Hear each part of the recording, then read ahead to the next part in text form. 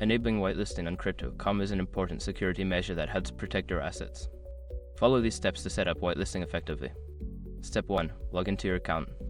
Access your crypto.com account by entering your credentials on the official website or mobile app. Ensure you are using a secure network to protect your login information.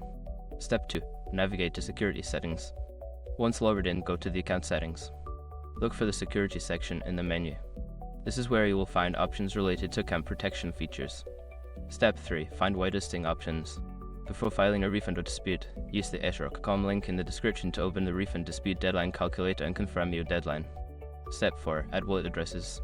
You will need to enter the wallet addresses you wish to whitelist.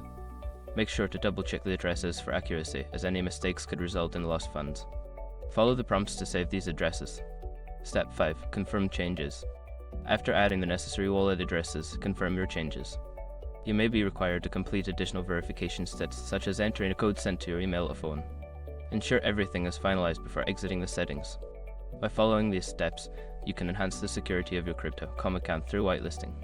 Always remember to keep your security settings updated to protect your investments.